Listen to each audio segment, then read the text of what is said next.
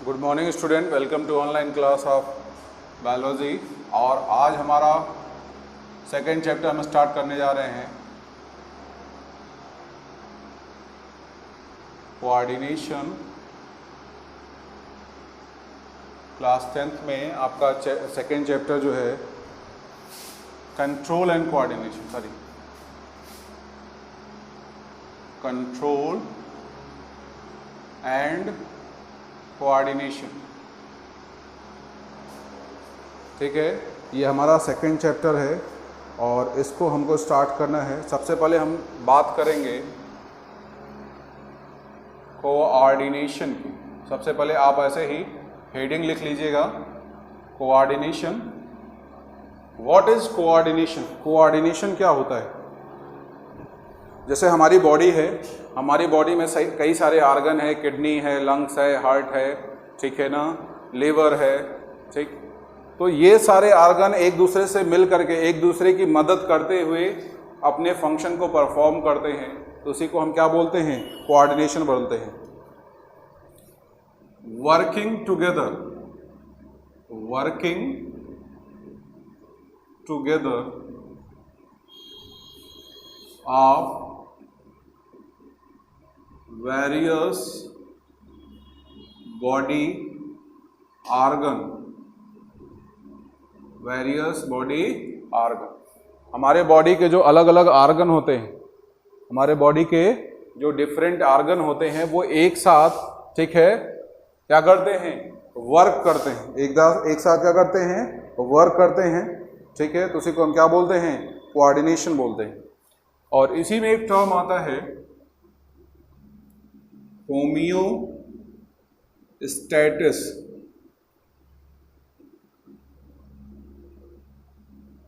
इसको हम बोलते हैं कांस्टेंट इंटरनल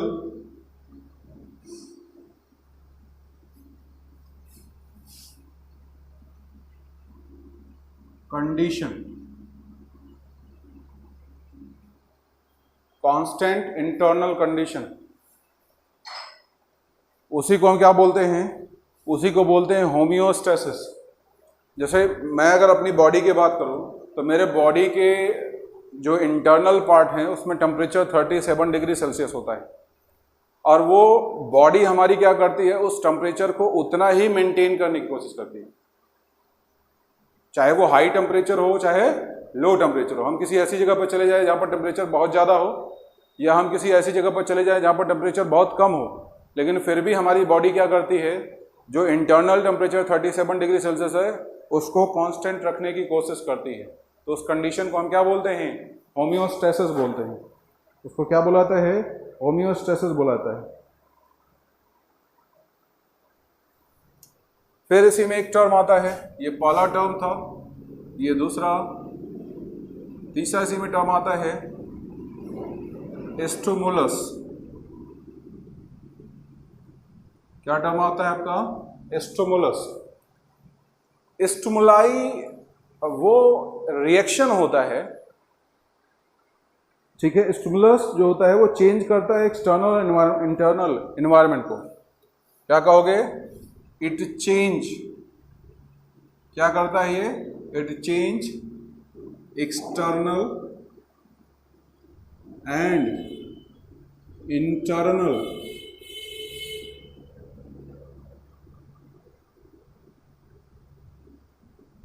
एनवायरमेंट्स। एक्सटर्नल और इंटरनल एनवायरनमेंट को जो चेंज करता है, ठीक है, किसी भी ऑर्गेनिज्म का। It change external and internal environment of organism. किसी भी ऑर्गेनिज्म का जो एक्सटर्नल या इंटरनल एनवायरनमेंट चेंज कर दे, उस रिएक्शन को हम क्या बोलते हैं? उसको स्टिमुलस बोला जाता है। उसको क्या बोलते हैं? स्टिमुलस बुलाता है। और ये होता क्या है? ये ऑर्गेनिज्म का रिस्पॉन्स होता है। ये क्या होता है? ये स्टिमुलस क्या होता है? It is a response of organism. It is a response of organism. किसी भी ऑर्गेनिज्म का जो रिस्पॉन्स होता है उसी को क्या बोलते हैं? स्टिमुलस बोलते हैं। जैसे मान लो आपको कोई डांट दे या आपको कोई मार दे, तो उसका अपोजिट रिएक्शन भाई कुछ ना कुछ आपके भी दिमाग में आएगा, आपके भी मन में आएगा उसके साथ करने का। तो वही क्या है, स्टिमुलस है, जिसने आपके बॉडी के एक्सटर्नल या इंटरनल एनवायरनमेंट में कुछ चेंज क्रिएट किया, वही क्या है, स्टिमुलस। और बॉडी क्या करती है फिर भाई, आपकी बॉडी में अगर कुछ चेंज हुआ है तो उस चेंज के अकॉर्डिंग आपका बॉडी रिस्पॉन्स प्रोड्यूस करता है, उसी को हम क्या बोलते हैं, स्टिमुलस बोलते हैं। और ये दो तरीके के होते हैं, ये दो तरीके के होते हैं। पहला एक्सटर्नल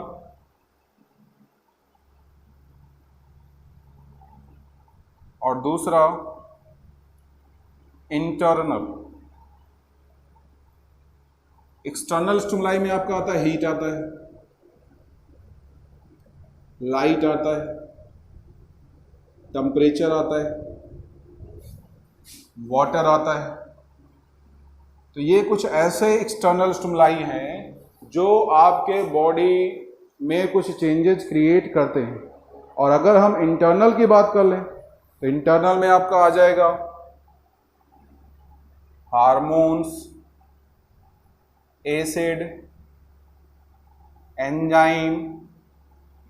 ये कुछ ऐसे आपके पास स्टिमुलस है जो बॉडी के इंटरनल एनवायरनमेंट को डिस्टर्ब करते हैं।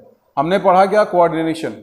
बॉडी, ह्यूमन बॉडी की जो वेरियस बॉडी स्ट्रक्चर होते हैं या बॉडी ऑर्गन होते हैं, उनका एक साथ मिलकर के काम करना कोऑर्डिनेशन कहलाता है। बॉडी का जो इंटरनल कंडीशन है जैसा है वैसा ही रहे, मतलब कांस्टेंट रहे, तो उसको क्या बोलते हैं, होमियोस्टेसिस। अब होमियोस्टेसिस स्टिमुलस के थ्रू डिस्टर्ब हो सकता है, क्योंकि स्टिमुलस जो होते हैं वो एक्सटर्नल और इंटरनल एनवायरनमेंट पे ऑर्गेनिज्म को चेंज करते हैं। दो तरीके का एक्सटर्नल और इंटरनल एनवायरनमेंट होता है या स्टिमुलस होता है, एक एक्सटर्नल स्टिमुलस और एक इंटरनल स्टिमुलस। एक्सटर्नल स्टिमुलस जो होता है वो हीट, लाइट, टेम्परेचर और वाटर होता है। इंटरनल स्टिमुलस जो होता है वो हार्मोन, एसिड और एंजाइम होते हैं। ये क्या करते हैं, ये आपके बॉडी में चेंजेस क्रिएट करते हैं। ठीक है, नोट कर डालिए, इसको नोट कर डालिए।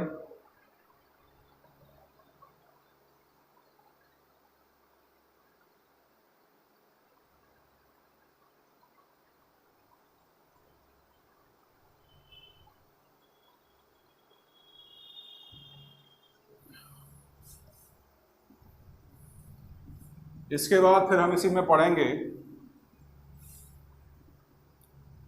Coordination in plant. नेक्स्ट हमको क्या पढ़ना है, कोऑर्डिनेशन इन प्लांट। प्लांट के अंदर कोऑर्डिनेशन कैसे होता है।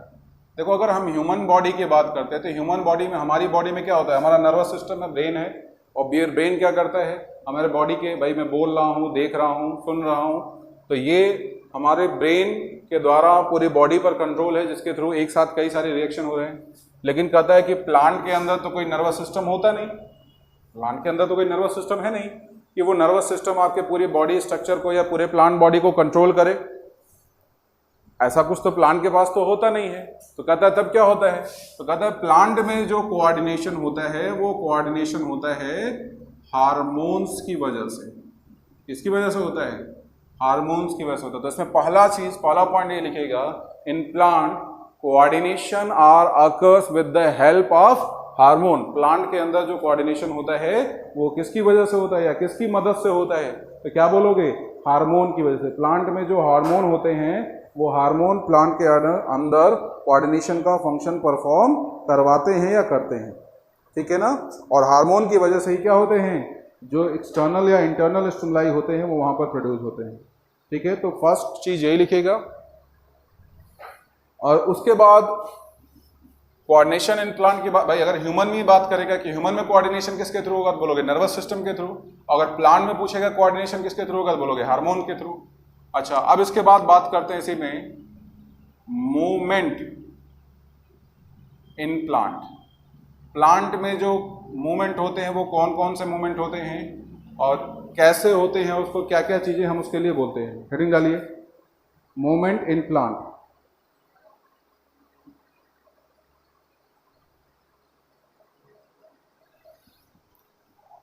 मूवमेंट इन प्लांट में जो पहला टर्म आता है वो आता है आपका फोटोट्रोपिज्म। क्या आता है, फोटो का मतलब क्या होता है, लाइट। ट्रोपिज्म, लाइट की तरफ मूवमेंट। आपने देखा होगा जो आपका प्लांट होता है, जिधर से लाइट आती है उधर की तरफ मूव करता है, मतलब प्लांट का जो मूवमेंट है वो टूवर्ड्स द लाइट है, लाइट की तरफ मूव कर, भाई ऊपर की तरफ मूव करता है। और लाइट किधर आती है? ऊपर से नीचे की तरफ आती है।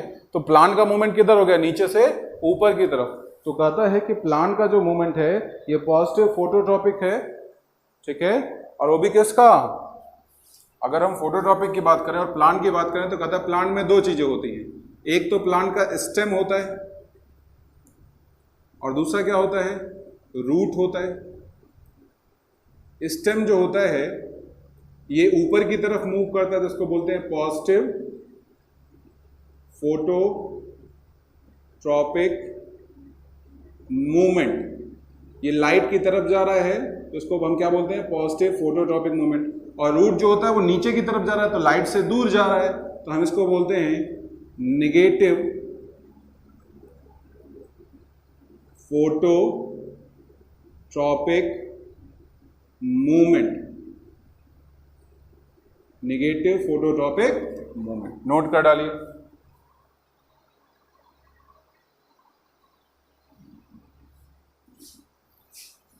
दूसरा देखिए, सेकेंड,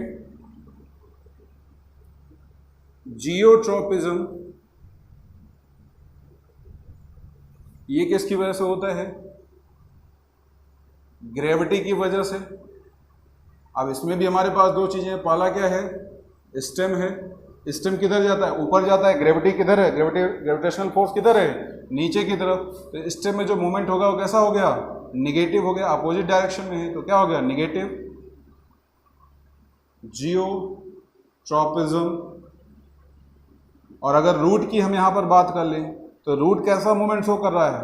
तो रूट मूवमेंट शो कर रहा है पॉजिटिव जियोट्रॉपिज्म। रूट का मूवमेंट कैसा है? Positive geotropism. ग्रेविटेशनल फोर्स किधर है? नीचे की तरफ। आपका रूट किधर ग्रो कर रहा है? नीचे की तरफ। तो वो पॉजिटिव मूवमेंट हो गया, भाई उधर की तरफ जा रहा है जिधर फोर्स लग रहा है तो पॉजिटिव हो गया। और स्टेम किधर जाता है? ऊपर की तरफ, तो ग्रेविटेशनल फोर्स से दूर जा रहा है तो कैसा मूवमेंट हो गया? निगेटिव मूवमेंट हो गया। तीसरा हम इसी में बात करेंगे हाइड्रोट्रॉपिज्म। हाइड्रोट्रॉपिज्म ये मूवमेंट किसकी वजह से होता है? ये किसके लिए होता है? वाटर के लिए। हम इसको देखते हैं। स्टेम, पानी कहाँ पर पाया जाता है? सॉइल में पाया जाता है तो स्टेम किधर जाता है? ऊपर। तो ये कैसा हो गया? Negative hydrotropic. और अगर रूट की आपसे बात कर ली जाए तो रूट आपका क्या हो गया? रूट नीचे की तरफ जाता है तो नीचे की तरफ अगर गया तो वाटर की तरफ गया, तो वाटर की तरफ गया तो इसको क्या बोलोगे? Positive hydrotropic movement. इसमें पॉजिटिव हाइड्रोट्रॉपिक मूवमेंट होता है। नोट कर डालिए इसको।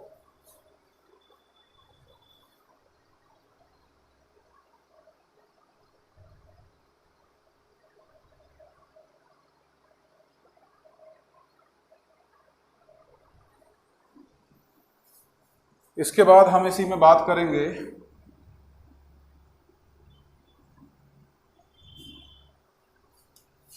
चौथा हमारे पास फोटोनेस्टिक मूवमेंट। फोटोनेस्टिक मूवमेंट कहता है movement due to light intensity.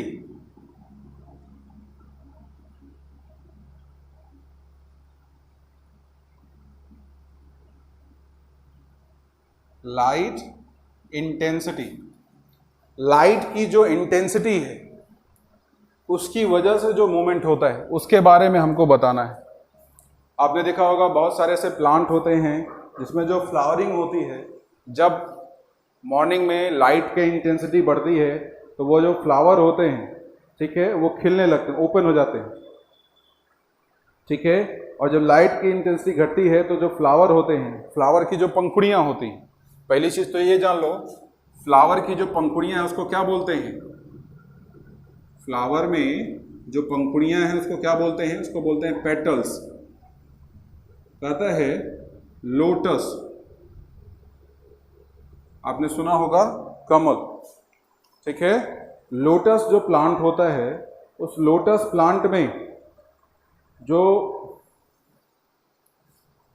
अगर हमसे कहा जाए कि अगर हम पेटल्स की बात कर लें, और पेटल्स में किसकी बात कर लें, लोटस की बात कर लें, तो लोटस का जो पेटल्स होता है, when light intensity increases, light की इंटेंसिटी जो होती है वो जब इंक्रीज करती है, पेटल्स ऑफ फ्लावर, फ्लावर की जो पंखुड़ियां हैं ओपन हो जाती हैं। क्या हो जाती हैं? ओपन हो जाती हैं। दूसरा चीज, ये तो फर्स्ट पॉइंट था, दूसरा क्या आता है, व्हेन, जब लाइट, शाम के time, when light intensity decreases, light की इंटेंसिटी घटती है, then petals of flower close, flower की जो पंखुड़ियां हैं वो क्या हो जाती हैं? बंद हो जाती हैं। नोट कर डालिए।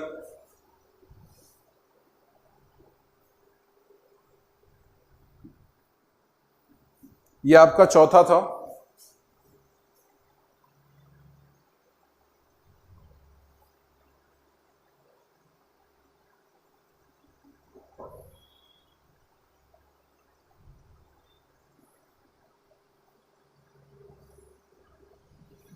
फिर हम इसी में पांचवें की बात करेंगे। पांचवा जो प्लांट में मूवमेंट होता है वो है आपका सिस्मोनेस्टिक मूवमेंट। उसको हम क्या बोलते हैं? उसको बोलेंगे सिस्मोनेस्टिक मूवमेंट। आपने छुई मुई का प्लांट सुना होगा या देखा भी होगा, जिसको हम लाजवंती बोलते हैं। क्या बोलते हैं? लाजवंती। कहता है दीज मूवमेंट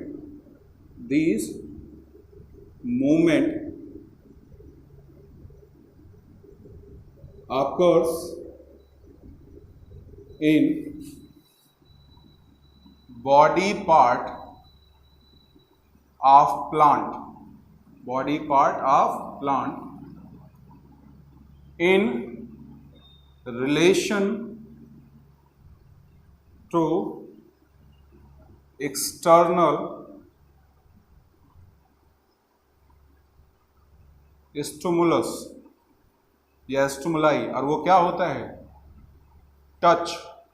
आप छुई मुई के जो, या लाजवंती जो होता है प्लांट, उसके पौधे को या प्लांट बॉडी को जैसे ही टच करते हो तो जो उसका लीफलेट होता है, लीफलेट मतलब जो लीफ का पार्ट होता है, पत्तियां जो उसकी होती हैं वो सिकुड़ने लगती हैं, ठीक है। क्या होगा? Folding of leaflet, folding of leaflet.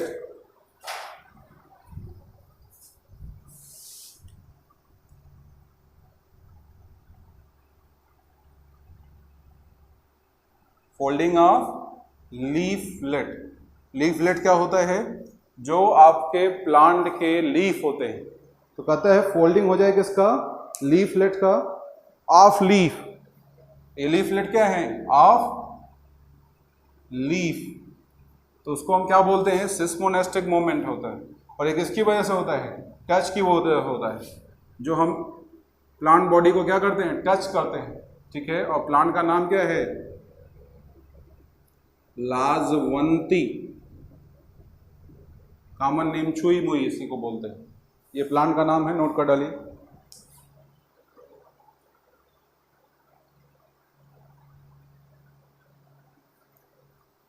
और लास्ट मूवमेंट आपका इसी में आता है प्लांट के अंदर। जो आपका सबसे लास्ट मूवमेंट आएगा उसको बोलते हैं कीमोट्रोपिज्म। क्या बोलते हैं? कीमोट्रोपिज्म। ये कीमोट्रोपिज्म क्यों होता है? इट occurs ड्यू टू, क्यों होता है? केमिकल, प्लांट के द्वारा जो केमिकल सिक्रेट होते हैं। Movement of pollen tube due to malic acid towards the ovary. Ovary की तरफ जो पोलन ट्यूब का डेवलपमेंट होता है केमिकल की वजह से, मैलिक एसिड की वजह से, उसी को क्या बोलते हैं? कीमोट्रोपिज्म। तो आज हमने क्या पढ़ा? हमने पढ़ा मूवमेंट इन प्लांट। ठीक है, प्लांट के पार्ट में जो मूवमेंट होता है उसके बारे में पढ़ा। नोट कर डालिए इसको।